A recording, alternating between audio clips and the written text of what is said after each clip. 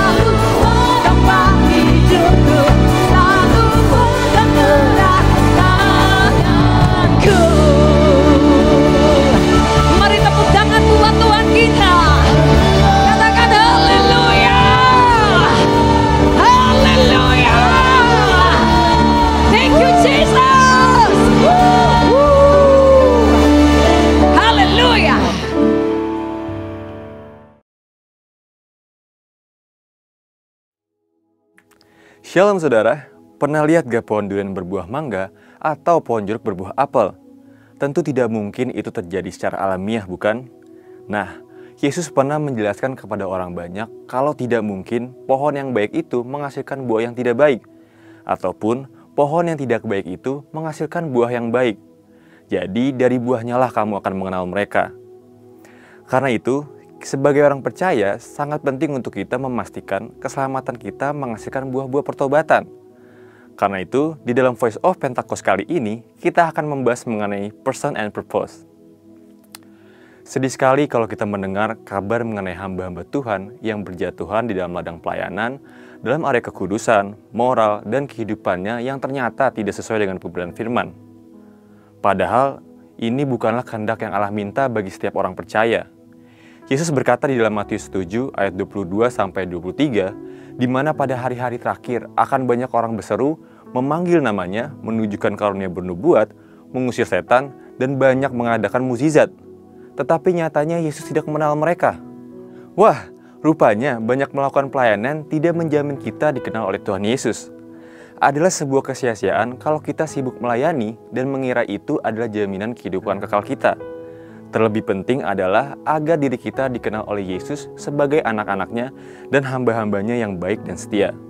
Mungkin saudara bertanya, mengapa Yesus tidak mengenal orang-orang yang mengaku sudah melakukan hal yang kelihatannya rohani? Ada beberapa jawaban. Yang pertama, karena pelayanan yang menggunakan karunia rohani adalah pemberian atau anugerah semata dari Tuhan. Tetapi karunia rohani ini perlu ditampung di dalam kapasitas yang benar. Karunia yang Roh Kudus berikan diperuntukkan untuk kepentingan pelayanan di tubuh Kristus. Kapasitas untuk menampung karunia ini bisa disebut sebagai buah roh. Nah, inilah bagian dari pengudusan hidup, di mana Roh Kudus bersinergi dengan kita, menumbuhkan yang sesuai dengan Yesus dalam hidup kita. Karunia tanpa karakter adalah jalan pintas menuju kehancuran. Yang kedua, hal ini ditegaskan dalam Kejadian 1 ayat 26, di mana manusia diciptakan serupa dan segambar dengan Allah terlebih dahulu agar mereka berkuasa untuk menjalankan tugasnya. Perhatikan saudara, bahwa manusia harus serupa dan segambar dengan Allah agar mereka berkuasa, bukan sebaliknya. Dalam bahasa Inggrisnya, manusia disebut sebagai human being, bukan human doing. Artinya apa? Keberadaan kita sebagai rupa dan gambar Allah harus nyata terlebih dahulu, sembari kita melakukan pelayanan yang Tuhan percayakan dalam hidup kita. Dari sini kita mengerti kenapa Yesus berkata, dari buahnya lah kamu akan mengenal mereka. Lantas, kalau kita mendengar ada orang-orang di dalam pelayanan, khususnya hamba Tuhan, yang jatuh dalam dosa, apa yang harus kita lakukan? Pertama, sebagai orang percaya, kita harus mendoakan agar kasih karunia Tuhan memampukan dia untuk bertobat dan kembali kepada jalan yang benar. Kita sebagai orang percaya mungkin bereaksi dengan menyatakan kekecewaan kita dan mungkin bisa mundur dari pelayanan. Atau kita memilih jalan yang lebih baik. Kita bertumbuh di dalam kedewasaan rohani dengan mengampuni hamba Tuhan tersebut. Introspeksi diri kita yang juga rentan terhadap godaan dosa. Dan mendukung untuk proses pemulihan itu bisa terjadi. Terkadang gereja terjebak dalam menghakimi tanpa kasih. Ayat firman memang menyatakan bahwa kita menghakimi mereka yang ada di dalam gereja untuk tujuan pendisiplinan. Tetapi Yesus juga mengajarkan untuk kita tidak cepat melihat selumbar di mata orang lain, tetapi balok di mata kita sendiri diabaikan. Bagi mereka yang dipilih untuk menjadi hamba Tuhan, yang melayani di rumahnya, ataupun setiap kita sebagai jemaat Tuhan, perlu memiliki budaya saling. Saling apa? Saling mendoakan, saling menasihati, saling mendukung di dalam kasih dan iman. Karena apa? Karena tujuan kita semua sama, menyelesaikan pertandingan iman dengan baik. Untuk penjelasan selengkapnya dari tim teologi kami, silakan buka link yang ada di atas atau scan QR Code yang tersedia. Maranatha, Tuhan Yesus memberkati.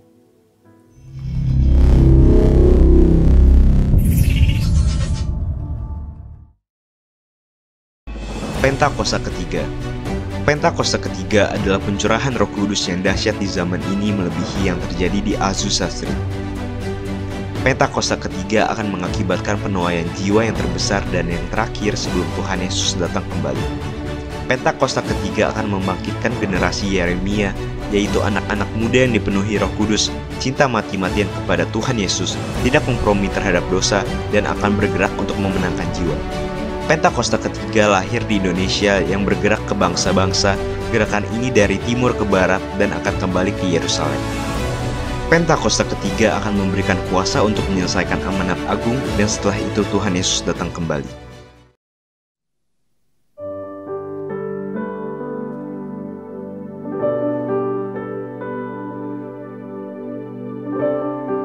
Bahwa setiap kami Tuhan saat ini kami mengalami Tuhan. Dan kami berkata kami mau mengingat-ingat kebaikan Tuhan dalam hidup kami. Kau sangat baik Tuhan. Engkau teramat baik. Oh we thank you Jesus. Oh we thank you God. Oh we thank you Holy Spirit. Oh we thank you Lord. Saat ini kami angkat sembah kami. Kami angkat syukur kami Tuhan. Kami angkat suara kami. Kami nyanyikan kebaikan-Mu. Kami mohon. Oh we thank you Jesus.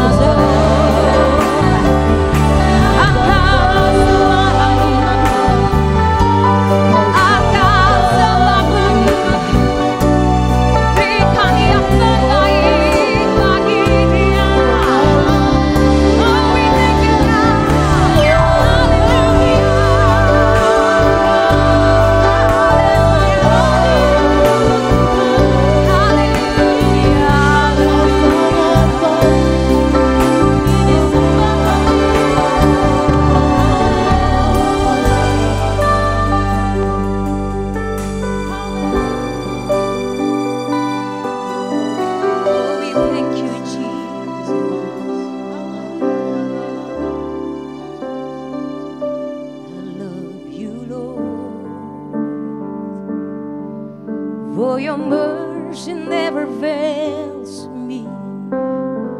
All my days I've been held in your hands.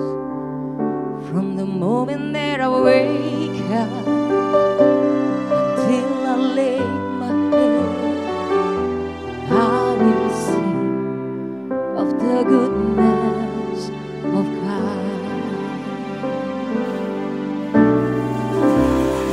All my life you have been faithful. All my life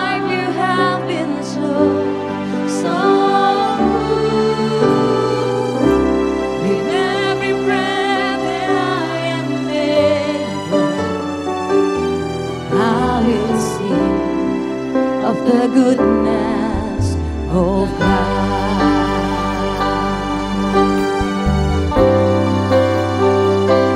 I love your voice. You have led me through the fire in darkest night. You are close like no other. I know you as a father.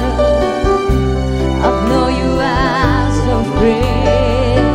Oh, I have lived in the goodness of God.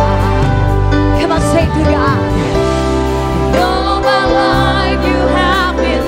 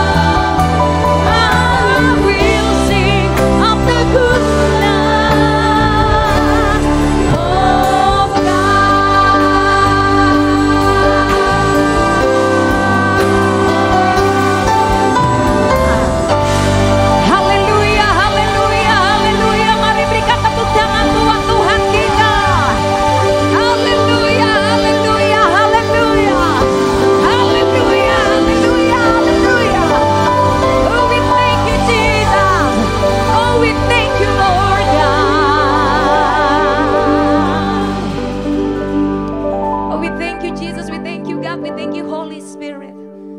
Tuhan, kami percaya waktu kami menyembah Tuhan, sesuatu terjadi dalam hadirat-Mu Bapa. Dan saat ini Tuhan, bawa kami lebih dalam lagi dalam hadirat Tuhan. Tuhan bicara buat kami pribadi lepas pribadi Bapa melalui firman-Mu. Firman-Mu yang menguatkan kami, firman-Mu yang meneguhkan hati kami. Mungkin hari-hari ini kami takut, hari-hari kami mulai khawatir Tuhan. Tapi satu hal kami percaya, kami akan pegang terus janji Tuhan dalam hidup kami. Dan biar hati kami terus berkata, kuatkan dan teguhkan hati kami Tuhan. Thank you Jesus. We thank you God. We thank you Lord. Terima kasih Tuhan, terima kasih Bapa. Dan kami siap Tuhan saat ini. Kami dengar-dengaran akan Engkau lebih lagi.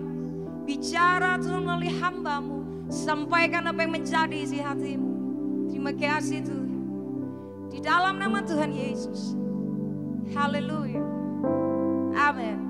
Amin.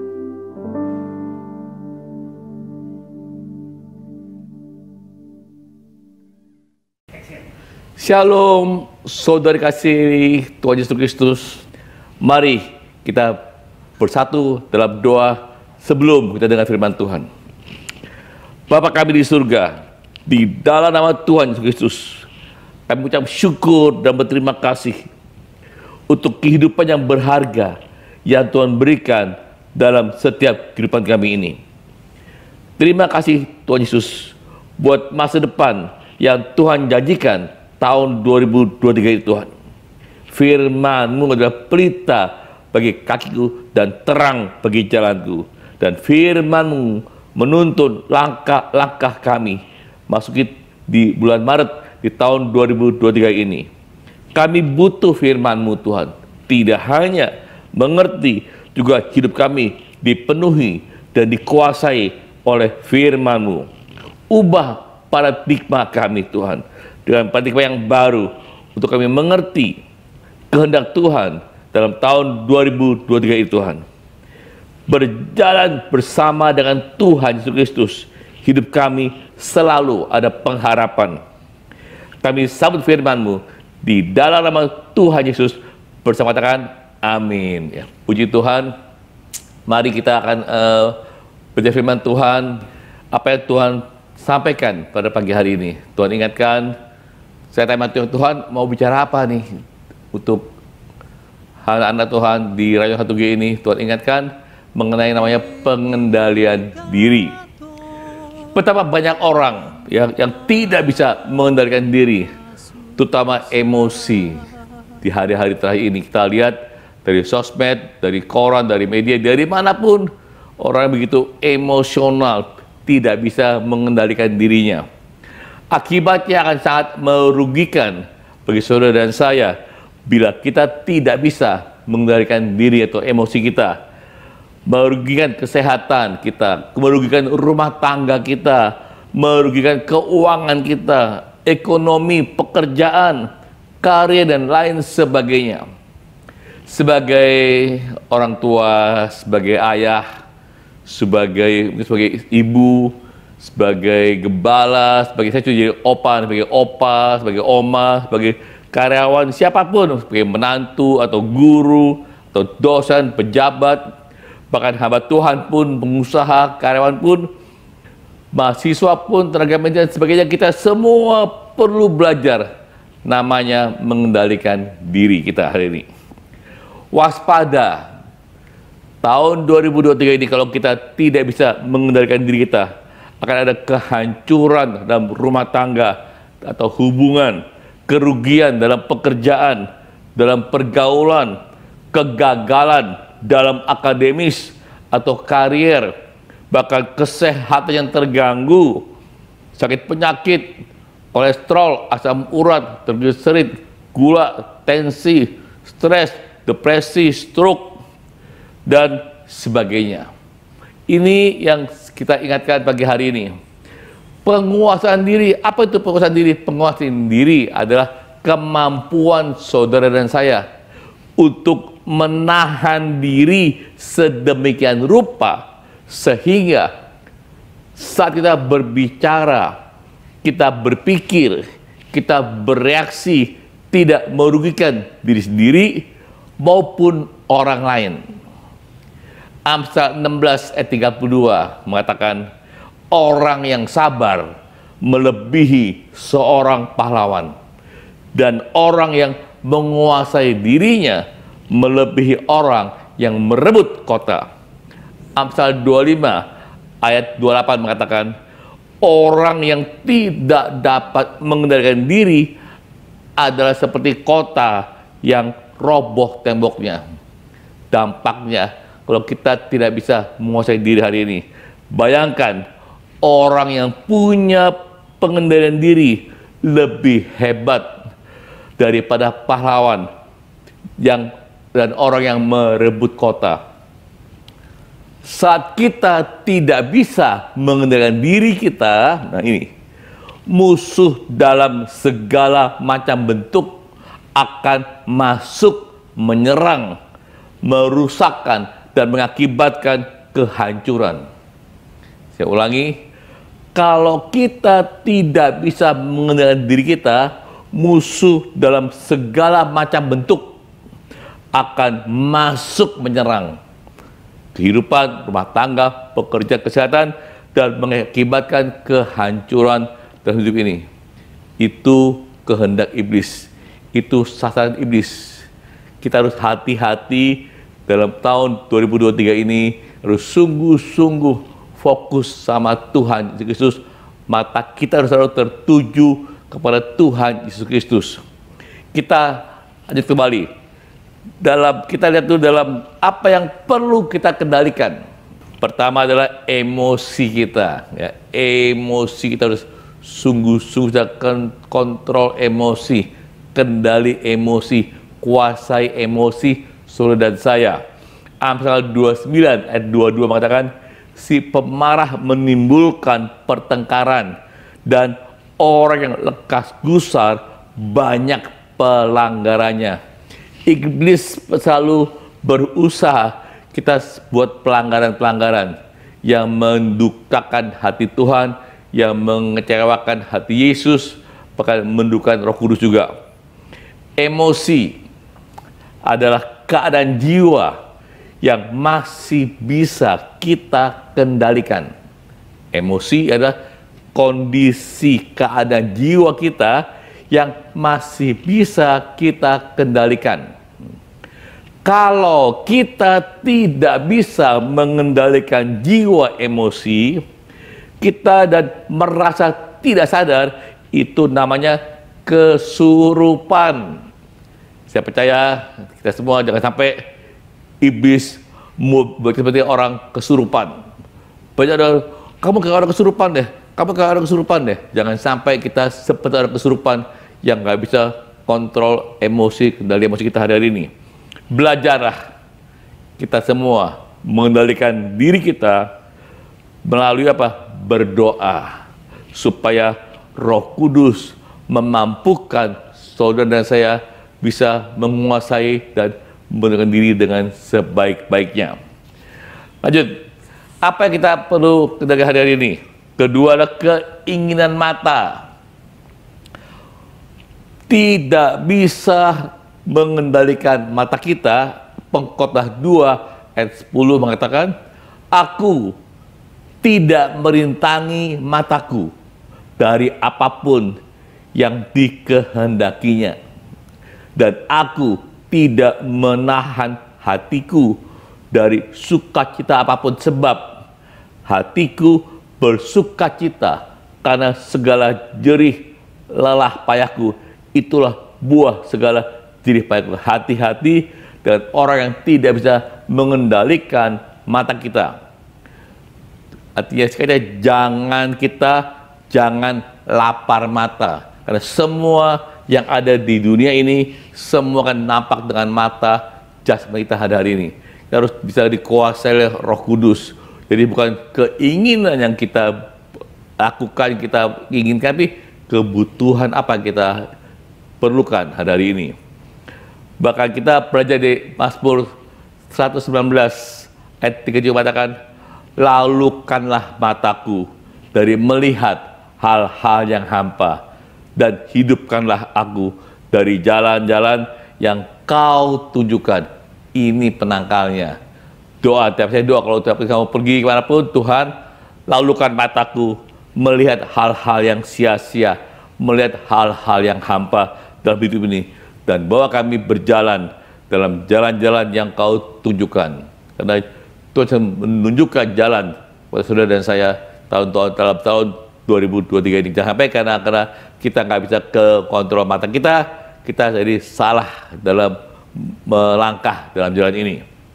Yang terus kita lihat lagi, terus berikutnya. Apa yang perlu kita kendalikan? Pertama emosi, yang kedua adalah mata kita, yang ketiga adalah mulut saudara dan saya. Banyak pertengkaran terjadi dalam rumah tangga, dalam pergaulan, dalam bisnis, bahkan dalam gereja pun, yang tidak bisa menjaga perkataannya. Banyak pertengkaran terjadi karena nggak bisa mengontrol perkataan. Hal-hal sepele, karena tidak bisa kita mengendalikan mulut kita, mengakibatkan hal-hal yang buruk pasti akan terjadi. Amsal 13 ayat 3 mengatakan, siapa menjaga mulutnya, memelihara nyawanya. Siapa yang lebar bibirnya akan ditimpa dengan kebinasaan. Amsal 18 ayat 21 mengatakan, hidup dan mati dikuasai oleh lidah. Siapa suka mengemakannya akan memakan buahnya. Hati harian berkata kita, tahun 2023, kalau kita katakan bangkrut nih, kita akan menggema bangkrut, benar-benar bangkrut. Tahun 2023 kan, aduh sakitku parah, gak ada obatnya, sakitku parah, tambah parah malah. Saya percaya dalam Tuhan Yesus selalu ada pengharapan yang baru. 1 Petrus 3 ayat 10 firman Tuhan berkata, siapa yang mau mencintai hidup dan mau melihat hari-harinya baik, mau melihat hari-hari baik, ia harus menjaga lidahnya terhadap yang jahat dan bibirnya terhadap ucapan yang menipu.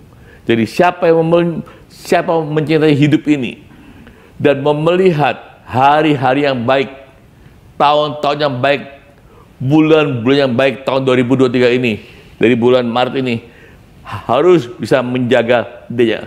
Mau melihat keluarganya baik, rumah tangganya baik, karirnya baik, pelayanannya baik, pengembaliannya baik, semua bisnis semua baik, semuanya baik, anak kita baik, semuanya baik, usaha kita baik, semuanya harus bisa menjaga lidah dan mulutnya dari ucapan yang menipu ini. Kita jaga sungguh-sungguh kontrol emosi di tahun 2023 ini. Yang keempat, yang perlu kita kendalikan, pikiran kita. Nah, penting pikiran. Disiplin bukan hanya bicara tentang waktu, melainkan juga disiplin bicara tentang pikiran saudara dan saya. Pikiran yang salah akan menyebabkan respon tindakan yang salah juga.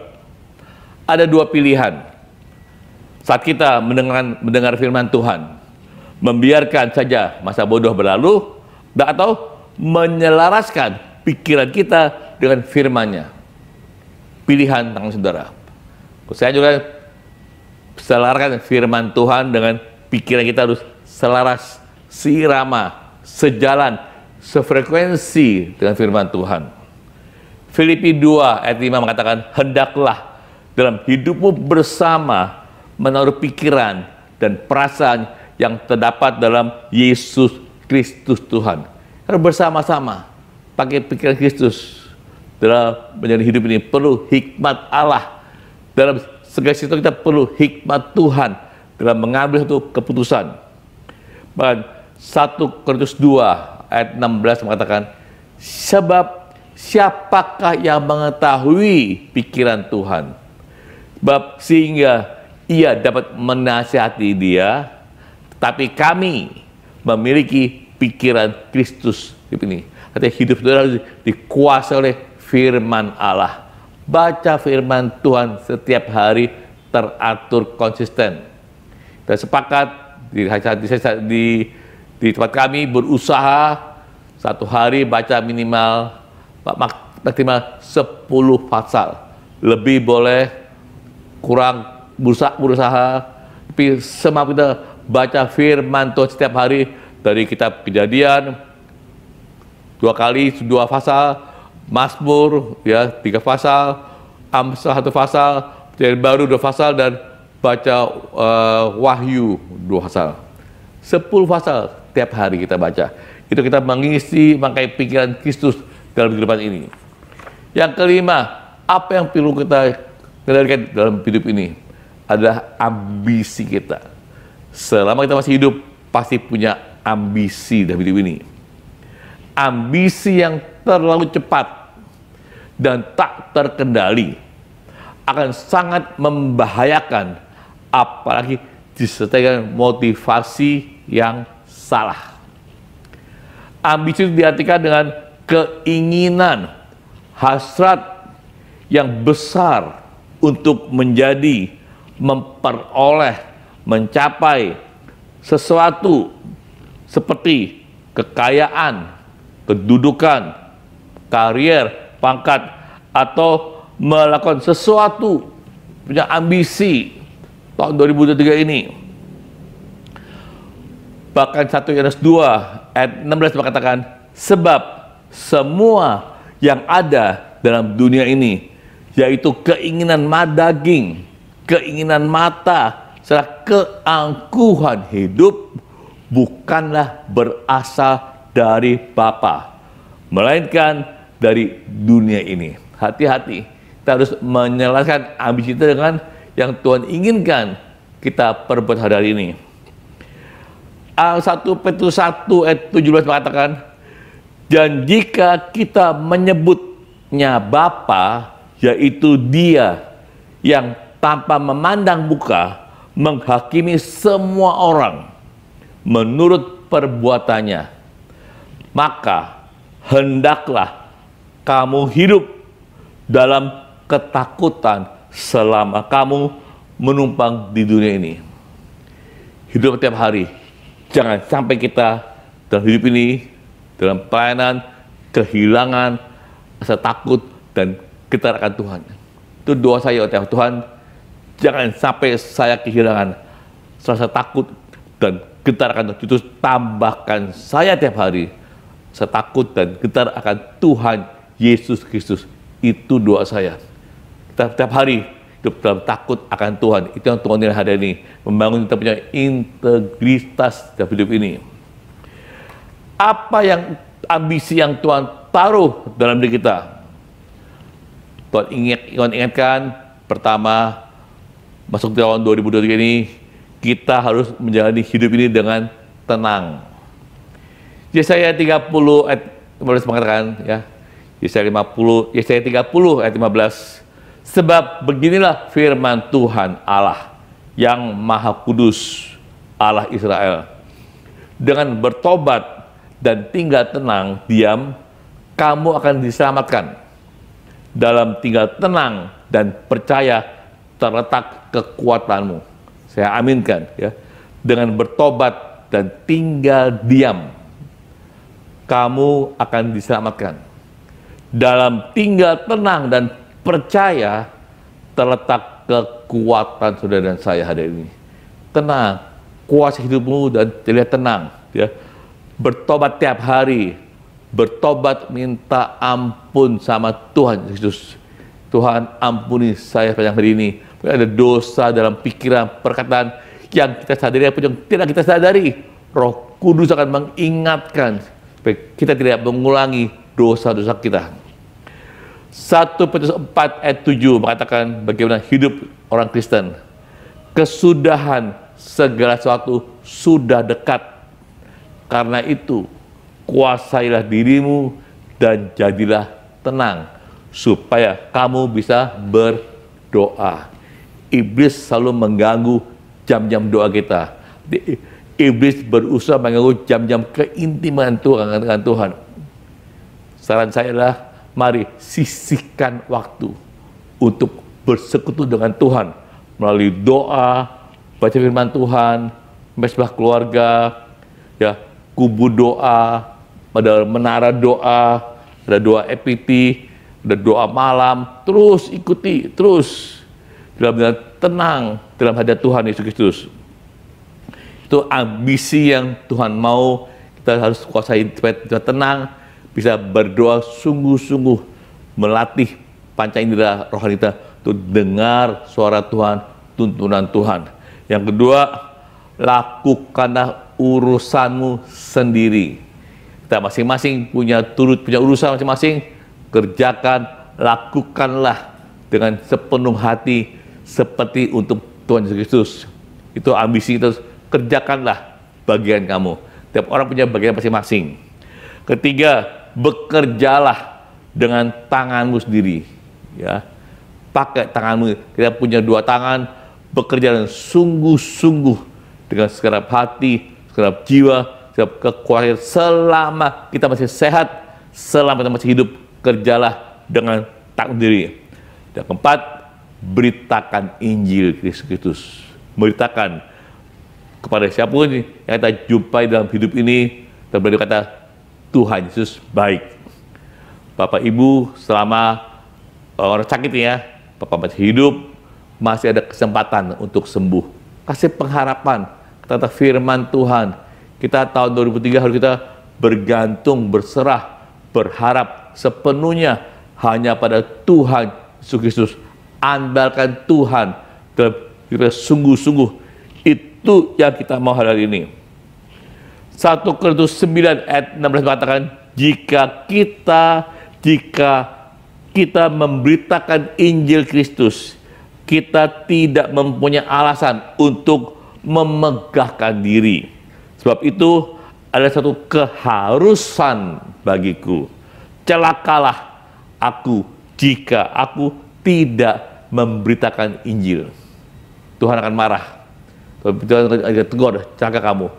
Kalau tahu ada kesempatan, kamu tidak memberitakan Injil Kristus, Injil kabar baik. Dia mau terima atau tidak, itu bagiannya mereka. Tapi kita memberitakan Injil keselamatan kepada semua orang, baik itu baik itu tidak, keada aja. Sampaikan firman Tuhan. Yang kelima, bersikaplah untuk selalu menyenangkan hati Tuhan. Nah, ada 5 hal ambisi yang kita harus kerjakan, apa yang Tuhan taruh dalam hidup saudara dan saya. Yang pertama, kita harus menjalani hidup ini dengan tenang. Yang kedua, lakukan urusanmu sendiri. Yang ketiga, bekerjalah dengan tanganmu, dengan apa yang kau miliki, bekerja dalam hidup ini. Tahun 2003 kita harus bekerja. Orang katakan, kita bilang kalau tidak mau bekerja, jangan makan. Beritakan Injil Kristus. Yang kelima, bersikaplah selalu untuk gimana tuh senangkan hati Tuhan, sukakan hati Bapa. Kita harus berusaha. Mau kita berbuat sesuatu, kira Tuhan senang nggak ya? Tuhan suka nggak ya? Kalau tidak menyenangkan Tuhan, ya jangan dilakukan. Kita berusaha menyenangkan hati Tuhan dalam perkataan, perbuatan, dalam sikap, dalam pikiran kita hari-hari ini. Kita bisa mengampuni, kita bisa mendoakan, tidak menyimpan kebencian, amarah, iri hati, tolak semua, buang semua hal-hal yang tidak menyenangkan hati Tuhan. Bagian yang terakhir, tips. Bagaimana kita bisa tips mengembalikan diri kita? Pertama, Tuhan ingatkan, ya, tips untuk mengendalikan emosi kita hari ini. Bangun kesadaranmu. Kan tahun 2003, bangun, bangkit, jadi pemenang. Bangunlah kesadaran kita akan Tuhan, bahwa kita adalah anak-anak Tuhan. Kita anak-anak kerajaan Allah. Tuhan memperhatikan kehidupan saudara dan saya, dan mata Tuhan tertuju kepada saudara dan saya. Tuhan mau mata kita pun selalu tertuju kepada Tuhan Yesus Kristus. Tuhan ingatkan bahwa Mazmur 32 ayat 8, aku hendak mengajar dan menunjukkan kepada kamu jalan yang harus kau tempuh. Aku hendak memberi nasihat, mataku tertuju padamu. Mata Tuhan tertuju pada saudara saya. Satu hari 24 jam. Ada CCTV rohani yang memantau kita dari pagi, siang, sore, malam hari, 24 jam dalam satu hari. Dan Tuhan ingatkan bahwa sadar bahwa Yesuslah satu-satunya sumber kekuatan dalam hidup saudara saya. Yesuslah satu-satunya juru selamat dalam hidup ini. Yesuslah perisaiku dan perlindunganku. Yesuslah batu karang yang kokoh dalam hidup ini. Yesuslah satu-satunya harapan kami. Dan Yesuslah satu-satunya dapat menolong hidup saudara dan saya. Kesadaran akan Tuhan membuat kita bisa menahan agar tidak berbuat dosa atau hal-hal yang buruk yang tidak benar. Sadar bahwa kita sebagai anak-anak Allah, sebagai hamba Allah, anak ahli waris kerajaan surgawi hari ini. Yang kedua, kesadaran akan kekurangan dan kelemahan saudara dan saya. Iblis tidak maha tahu, tapi iblis banyak tahu tentang saudara dan saya, kelemahan dan kekuatannya. Berbahagialah bila kita memiliki sahabat yang baik yang memberitahu di mana kesalahan kita, supaya kita menjadi lebih baik, bukan menghancurkan hidup ini. Seringkali kita butuh mendengarkan apa yang harus kita dengar, bukan yang ingin kita dengar. Harus dengar. Misalnya orang-orang sekitar kita punya tim, ada tim pastoral, ada cool 3, ada cool dewasa muda.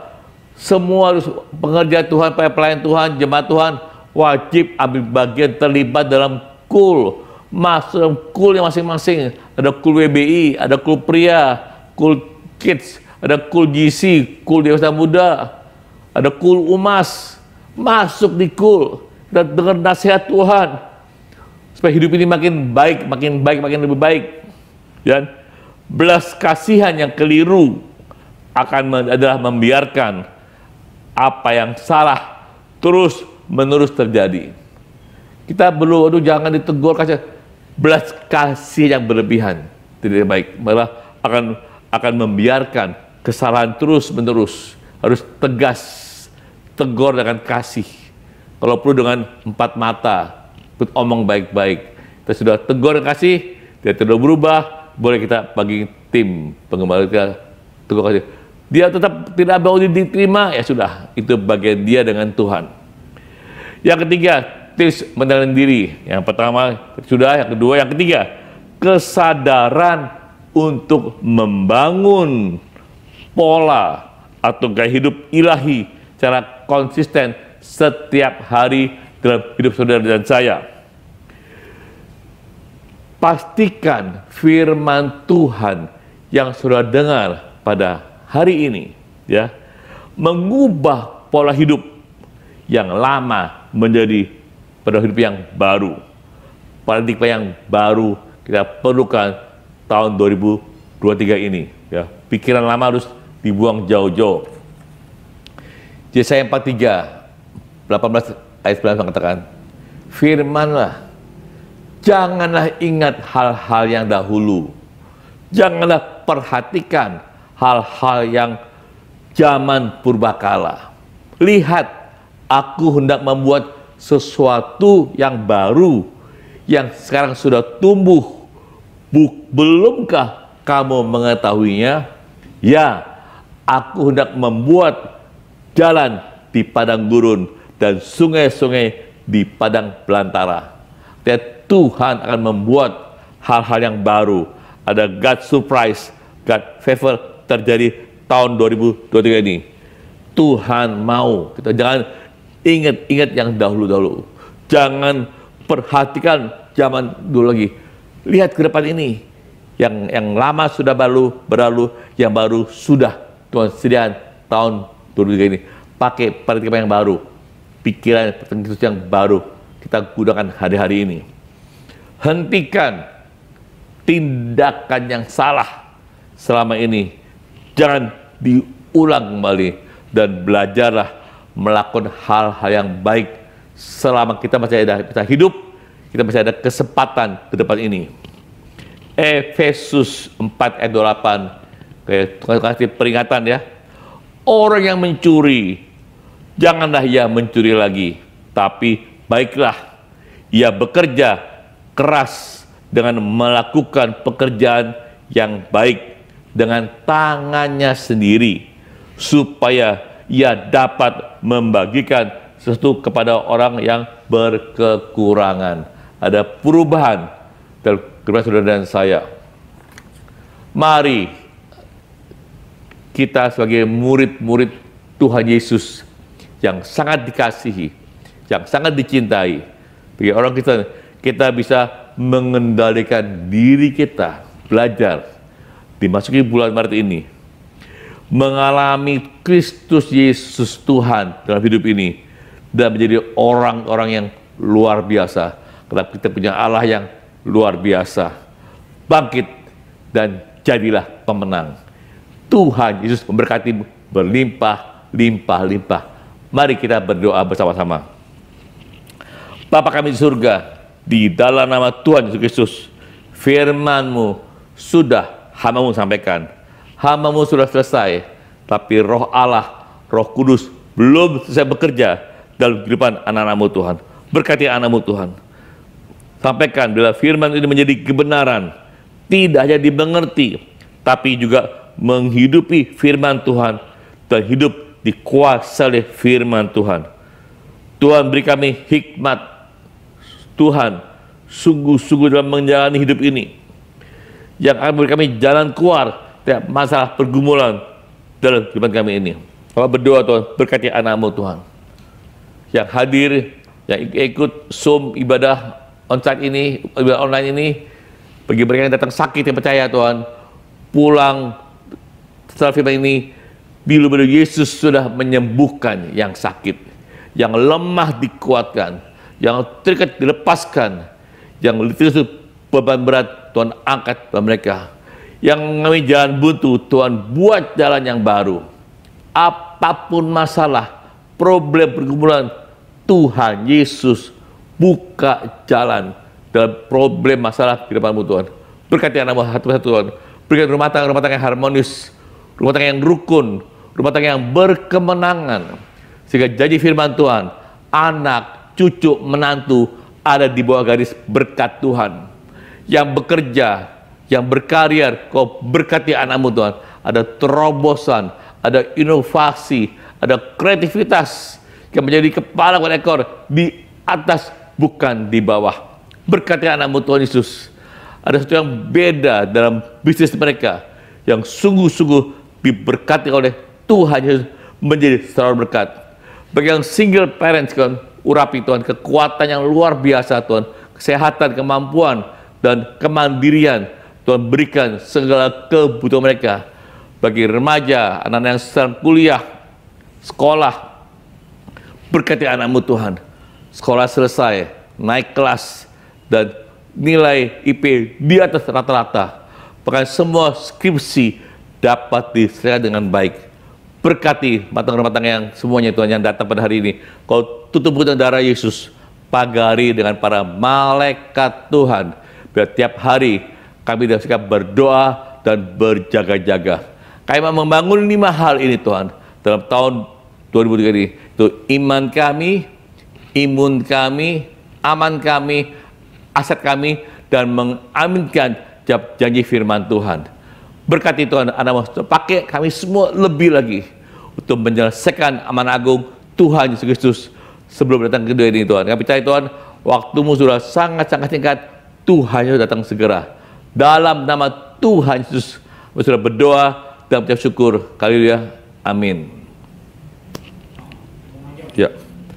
Mari kita arahkan hati, jiwa, pikir kita untuk siap terima berkat daripada Tuhan Yesus Kristus. Saudara-saudari kasih oleh Tuhan Yesus Kristus, terimalah berkat kasih karunia yang berlimpah-limpah dari Allah Bapa di surga, dan terimalah damai sejahtera, sukacita dalam Putra Tunggal Tuhan Yesus Kristus, persekutuan yang indah dan manis, kekuatan Allah Roh Kudus menyertai seluruh kehidupanmu mulai pagi, siang, sore, malam hari ini sampai Tuhan Yesus datang kali kedua menjemput kita semua sampai pada kekekalan. Yang percaya katakan amin. God bless you all. Tuhan berkati.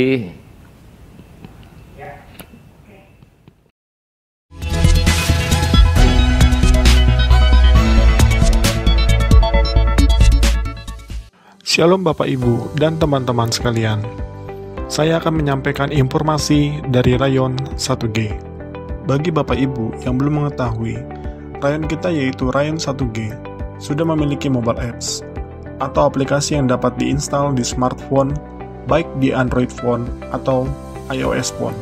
Untuk yang belum menginstal aplikasi GBI Rayon 1G, dapat mendownload di Play Store bagi yang menggunakan smartphone Android atau di App Store bagi yang menggunakan smartphone iOS dengan mengetik di mesin pencarian GBI Rayon 1G.